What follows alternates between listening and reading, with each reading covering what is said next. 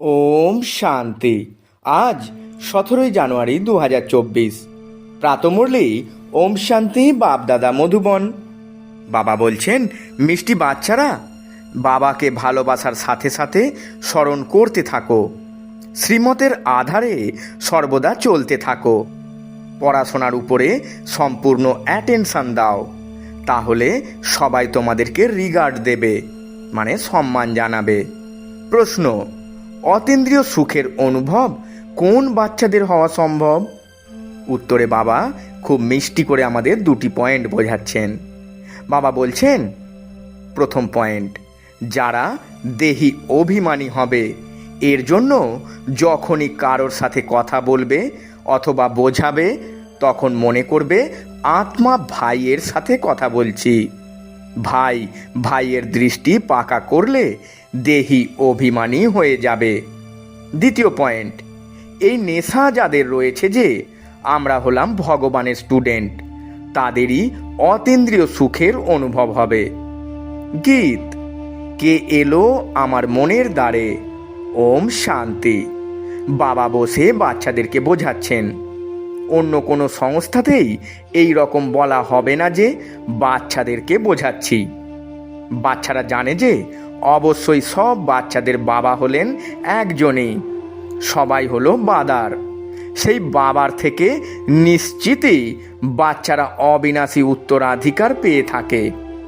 সৃষ্টিচক্রের উপরেও তোমরা খুব ভালোভাবে বোঝাতে পারো যে এটা হলো সঙ্গম যুগ, যখন কিনা মুক্তি এবং জীবন মুক্তি প্রাপ্ত হয়। তোমরা বাচ্চারা জীবন মুক্তিতে যাবে আর বাকিরা সবাই মুক্তিতে যাবে। সদ্গতি দাতা, লিবারেটর, গাইড তাকেই বলা হয়। রাবণ রাজ্যে কত ধর্ম, রাম রাজ্যে একটাই আদি সনাতন দেবী দেবতা ধর্ম ছিল। তাকে আর্য আর অনার্য বলা হয়ে থাকে। আর্যরা সংশোধিত হয় আর অনার্যরা সংশোধিত হয়নি বলা হয়ে থাকে। এর অর্থই কেউ জানে না যে যারা সংশোধিত হয়েছে তারা কি করে অসংশোধিত হলো। আর্য কোনো ধর্ম ছিল না। যারা সংশোধিত হয় তারা ছিলেন দেবতা। তারপর 84 জন্মের পরে তারা অসংশোধিত হতে শুরু করে। যারা উচ্চ থেকে উচ্চ কুলের পূজ্য ছিলেন তারাই পূজারী হয়ে যান। আমরাই সেই। এর অর্থ বাবাই এসে বোঝান। সিঁড়ির চিত্রের উপরেও তোমরা খুব ভালো করে বোঝাতে পারো। এই রকম নয় যে আত্মাই হলো পরমাত্মা বা পরমাত্মাই আত্মা, এটা নয়। এটা তো হলো বিরাট বড় নাটক। তোমরা জানো যে আমরাই পূজ্য হই, অর্থাৎ আমরাই দেবতা, তারপর ক্ষত্রিয়, এই রকম হতে থাকি। সিঁড়ি দিয়ে তো অবশ্যই নিচে নামতে হবে, তাই না? এরও হিসাব রয়েছে যে 84 জন্ম কিভাবে নিয়ে থাকে। বাবা বলেন, তোমরা নিজেদের জন্মকে জানতে না, আমি তোমাদেরকে বলি। এ হলো চক্র। তাতে আমরাই দেবতা, আমরাই ক্ষত্রিয় ইত্যাদি হয়ে থাকি। এখন তোমরা বাচ্চারাই সমগ্র নলেজ প্রাপ্ত করে থাকো, কিন্তু বুঝতে খুব কম জনই পারে। তবেই তো বলা হয়ে থাকে, কোটির মধ্যে কয়েকজন এসে এই জ্ঞানকে গ্রহণ করে আর দেবতা ধর্মের হয়ে যায়। এতে আশ্চর্যের কিছু নেই। চক্রের উপরে বোঝানো খুব সহজ। এ হলো সত্যযুগ, এটা হলো কলিযুগ, ইত্যাদি ইত্যাদি। কেননা সত্যযুগে বৃক্ষ খুব ছোট হয়ে থাকে, তারপর বৃক্ষ বৃদ্ধি প্রাপ্ত হতে থাকে। এই বৃক্ষের বিষয়ে কারোরই জানা নেই, আর ব্রহ্মার বিষয়ে তো খুব কম জনই বুঝতে পারে। তাদেরকে বলো, মুখ বংশাবলী ব্রাহ্মণ তো অবশ্যই চাই, তাই না? এরা হলো সবাই অ্যাডপ্টেড বাচ্চা। ওই ব্রাহ্মণরা হলো গর্ভজাত বংশাবলী, আর এই ব্রাহ্মণরা হলো মুখ বংশাবলী। এটা হলো পরের রাজ্য, রাবণের রাজ্য। বাবাকে এসে রাম রাজ্য স্থাপন করতে হয়, তো কারোর মধ্যে তাকে প্রবেশ করতে হবে, তাই না? দেখো, ইনি এই বৃক্ষের একদম শীর্ষে দাঁড়িয়ে আছেন। এই বৃক্ষের এখন একেবারে জরাজীর্ণ অবস্থা। বাবা বলেন, আমি অনেক জন্মের অন্তিমের জন্মে প্রবেশ করি। এই অন্তিম 84তম জন্মে তপস্যা করেছেন ইনি, মানে ব্রহ্মা। আমরা এনাকে ভগবান বলি না।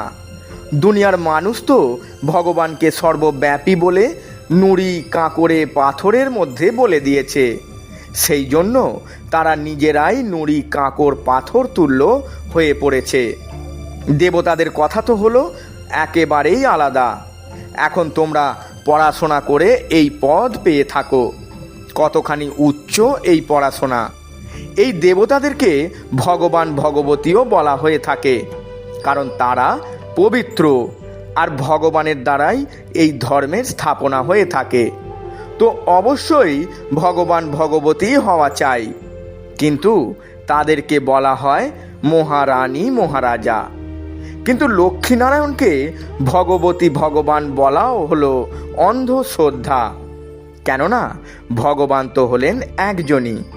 তোমরা শিব আর শঙ্করকেও আলাদা করে বলে থাকো, এরপরেও লোকে বলবে যে এরা দেবতাদের কথা লুপ্ত করে দিয়েছে। তোমাদের বুদ্ধিতে রয়েছে সমগ্র চক্র, কিন্তু যারা মহারথী তারা খুব ভালোভাবে বোঝাতে পারবে। এমন অনেকেই রয়েছে যারা হয়তো শোনে কিন্তু বুদ্ধিতে বসে না। তাহলে তারা কি হবে? পাই পয়সার দাস দাসী হবে। এরপরে গিয়ে তোমরা সাক্ষাৎকার করতে পারবে, কিন্তু সেই সময় আর তখন কিছু করা সম্ভব হবে না। টাইম শেষ হয়ে গেলে তখন কি করতে পারবে? সেই জন্য বাবা সাবধান করতে থাকেন। কিন্তু তখন সকলে উঁচুতে উঠে গেলে কিছুই আর করা যাবে না। বুদ্ধিরূপী পাত্র সাফ নেই, বুদ্ধিতে নোংরা জিনিস ভরপুর হয়ে আছে। এর জন্য অনেক বেশি করে পুরুষার্থ করতে হবে। চিত্র দেখিয়ে বোঝানোর অনেক প্র্যাকটিস করতে হবে, না হলে তো অন্তিম সময়ে অনেক অনুতাপ করতে হবে। এর দ্বারা আত্মার ভোজন প্রাপ্ত হচ্ছে। এটা তো হলো সবাইকে বোঝানোর বিষয়। ভয় পাওয়ার কোনো কথা নেই। বড় বড় স্থানগুলিতে প্রদর্শনী মিউজিয়াম হলে অনেক নাম হবে।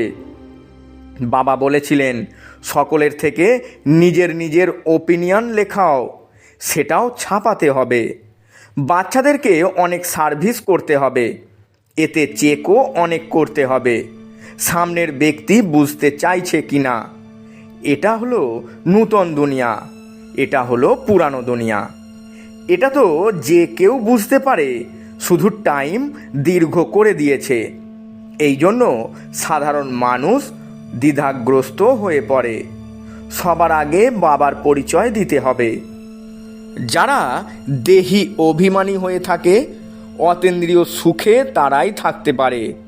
কেবল ভাষণ শুনিয়ে কাজ হবে না। যখন ভাষণ করো তখন এটাই স্মরণে রাখতে হবে যে আমি আত্মা ভাইকে বোঝাচ্ছি। আত্ম অভিমানী হওয়া, এতে অনেক পরিশ্রম চাই, কিন্তু বাচ্চারা বারংবার ভুলে যায়। বাবাই এসে বাচ্চাদেরকে বোঝাচ্ছেন। গাওনও আছে, আত্মা পরমাত্মা আলাদা ছিল বহুকাল। এর অর্থ তোমরা বুঝে গেছো। যারা মহারথী তারা নিজেদেরকে আত্মা মনে করে বাবাকে স্মরণ করার অনেক প্র্যাকটিস করবে, তবে তো নিজেকে পাওয়ারফুল মনে করবে। যে নিজেকে আত্মাই মনে করে না, সে কি ধারণ করবে? স্মরণের দ্বারাই তোমাদের মধ্যে শক্তি আসবে। জ্ঞানকে বল বলা হয় না, যোগ বল বলা হয়। যোগ বলের দ্বারাই তোমরা বিশ্বের মালিক হবে। এখন তোমাদেরকেই অন্যদেরকে নিজের সমান বানাতে হবে। যতক্ষণ অন্যদেরকে নিজের সমান বানাবে না, ততক্ষণ বিনাশও হবে না। যদিও বড় সড়ো কোনো যুদ্ধ লেগেও যায়, তথাপি বন্ধ হয়ে যাবে। এখন তো অনেকের কাছে বোম আছে, কিন্তু এটা রেখে দেওয়ার জিনিস নয়। পুরানো দুনিয়ার বিনাশ আর এক আদি সনাতন ধর্মের স্থাপনা অবশ্যই হবে।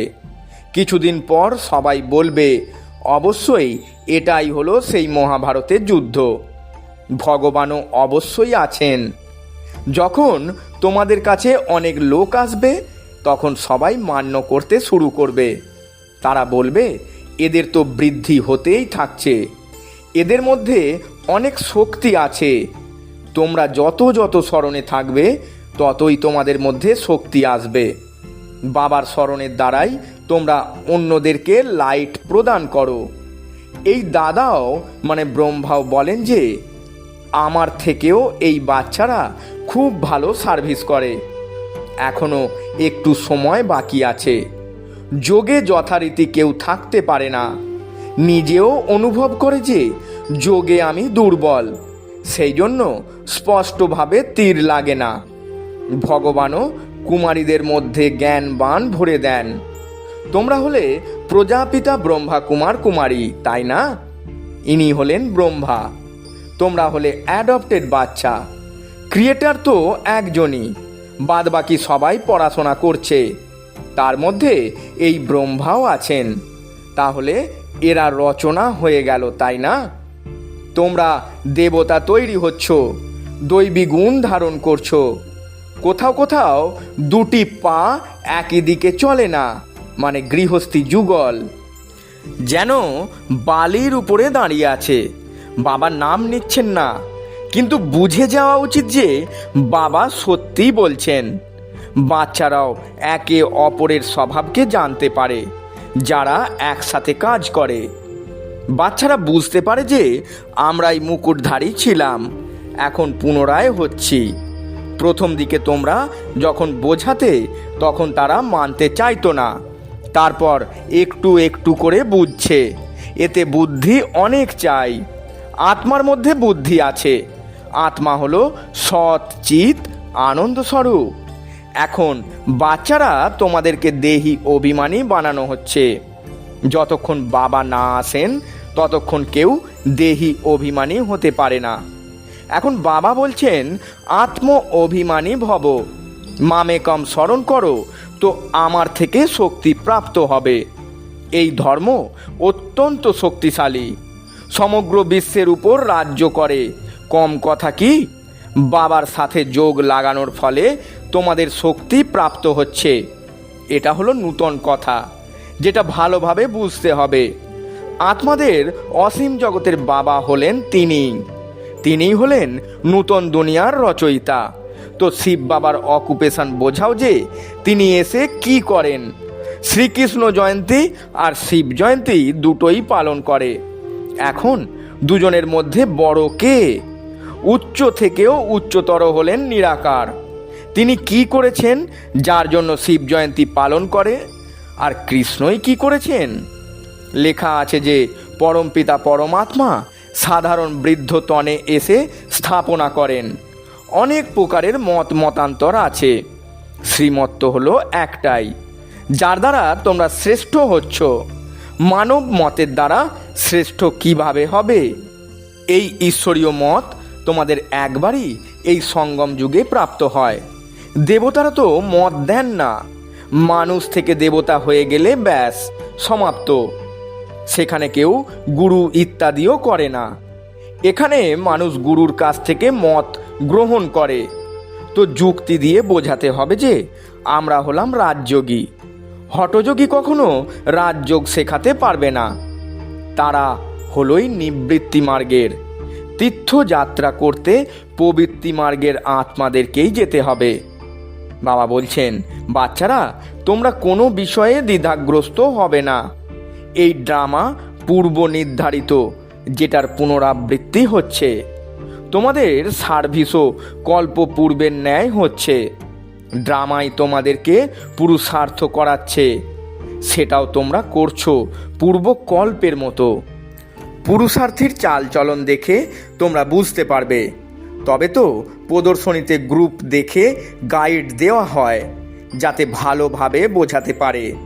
শিক্ষক বাবা তো ভালোভাবে জানেন কত বিশাল অসীম জগতের বুদ্ধি বানাচ্ছেন। তোমাদের এই নেশায় থাকতে হবে যে আমরা কার সন্তান। ভগবান আমাদেরকে পড়াচ্ছেন। কেউ পড়তে না পারলে পালিয়ে যায়। ভগবানও বুঝতে পারেন এ আমার বাচ্চা নয়। তোমরা দেখতে থাকবে ভগবানের বাচ্চা পড়তে পড়তে পালিয়ে গিয়েছিল। পুনরায় কিছু বুঝতে পেরে আবার ফিরে এসে পড়তে শুরু করে দেয়। তারপর ভালোভাবে যোগ করে উচ্চ পদ প্রাপ্ত করতে পারে। বুঝতে পারে যে আমি অনেক সময় নষ্ট করেছি, যে এই রকম স্কুল ছেড়ে দিয়েছিলাম। এখন তো অবশ্যই বাবার থেকে উত্তরাধিকার নেব। বাবাকে স্মরণ করতে করতে অথবা বাবা বাবা বললে রোমকূপ শিহরিত যাওয়া উচিত। বাবা আমাদেরকে উচ্চ পদ প্রাপ্ত করাচ্ছেন। আমরা কতই না ভাগ্যশালী। প্রতি মুহূর্তে বাবার স্মরণ থাকবে, ডাইরেকশন অনুসারে চলতে থাকবে, তাহলে অনেক উন্নতি হতে থাকবে। তারপর তাকে সবাই রিগার্ড দেবে। বাবা বলছেন, জ্ঞানী আত্মাদের কাছে অজ্ঞানী আত্মারা নতজানু হবে। দেহ অভিমানে থাকা আত্মাদের দৈবী গুণের ধারণা হতে পারে না। তোমাদের চেহারা ফার্স্ট ক্লাস হতে হবে। বলে যে অতীন্দ্রিয় সুখ তাদেরকে জিজ্ঞাসা করো যাদেরকে ভগবান পড়াচ্ছেন। পড়াশোনার উপর অনেক অ্যাটেনশন দিতে হবে আর শ্রীমত অনুসারে চলতে হবে। তোমাদের যোগের শক্তি দ্বারা বিশ্ব পবিত্র হয়ে যায়। তোমরা যোগের দ্বারা বিশ্বকে পবিত্র বানাচ্ছ। আশ্চর্যের বিষয়, গোবর্ধন পর্বতকে আঙুলের উপর ওঠাতে হবে। এই ছিছি দুনিয়াকে যারা পবিত্র বানিয়েছে, এটাই হলো তাদেরই নিদর্শন। আচ্ছা, মিষ্টি মিষ্টি হারানিধি বাচ্চাদের প্রতি মাতা পিতা বাপ দাদার স্মরণে স্নেহ সুমন আর সুপ্রভাত। আত্মিক বাবা তার আত্মিক বাচ্চাদের জানাচ্ছেন নমস্কার। আমরা আত্মারূপী বাচ্চারা আমাদের আত্মারূপী মাতা পিতা বাপ দাদাকে জানাই স্মরণে স্নেহ সুমন আর সুপ্রভাত এবং শত কোটি নমস্কার। ধারণার জন্যে মুখ্য সার। প্রথম পয়েন্ট, সত্য জ্ঞানকে বুদ্ধিতে ধারণ করার জন্য বুদ্ধিরূপী পাত্রকে সাফ স্বচ্ছ বানাতে হবে। ব্যর্থ কথাগুলিকে বুদ্ধি থেকে বের করে দিতে হবে। দ্বিতীয় পয়েন্ট, দৈবী গুণের ধারণা আর পড়ার প্রতি সম্পূর্ণ অ্যাটেনশন দিয়ে অতীন্দ্রিয় সুখের অনুভব করতে হবে। সর্বদা এই নেশাতে থাকতে হবে যে আমরা হলাম ভগবানের সন্তান, তিনি আমাদেরকে পড়াচ্ছেন। বরদান, নিশ্চয়ের ফাউন্ডেশনের দ্বারা সম্পূর্ণতা পর্যন্ত পৌঁছানো নিশ্চয় বুদ্ধি নিশ্চিন্ত ভব। ব্যাখ্যায় বাবা বলছেন, নিশ্চয় হলো এই ব্রাহ্মণ জীবনের সম্পন্নতার ফাউন্ডেশন। আর এই ফাউন্ডেশন মজবুত হলে সহজ আর তীব্র গতিতে সম্পূর্ণতা পর্যন্ত পৌঁছানো নিশ্চিত। যাদের যথার্থ নিশ্চয় বুদ্ধি আছে তারা সর্বদাই নিশ্চিন্ত থাকে। যথার্থ নিশ্চয় হলো নিজের আত্মা স্বরূপকে জানা, মেনে নেওয়া আর সেই অনুসারে চলা। আর বাবা যা যেরকম যে রূপে ভূমিকা পালন করছেন তাকে যথার্থ রীতিতে জানা। এই রকম নিশ্চয় বুদ্ধিরাই বিজয়ী হয়। স্লোগান, নিজের সময়কে, সুখকে, প্রাপ্তির ইচ্ছাকে সকলের প্রতি দান যে করে সেই হলো মহাদানী। আজকের অব্যক্ত পালনা। অব্যক্ত সাইলেন্সের দ্বারা ডবল লাইট ফরিস্তা স্থিতির অনুভব করুন। যেরকম শুরুতে অভ্যাস করতে হাঁটছে, কিন্তু স্থিতি এমনই যে অন্যরা বুঝতে পারে যে কোনো লাইট যাচ্ছে, তার শরীর দেখা যেত না। এই অভ্যাসের দ্বারা সকল প্রকারের পরীক্ষাতে পাস হয়েছিলে। তো এখন যেহেতু সময় অনেক খারাপ হতে চলেছে, তাই ডবল লাইট থাকার অভ্যাস বৃদ্ধি করো। অন্যরা সব সময় তোমাকে লাইট রূপে দেখবে। এটাই হলো সেফটি। ভিতরে প্রবেশ করবে আর লাইটের স্তম্ভ দেখবে। ওম শান্তি। নমস্কার।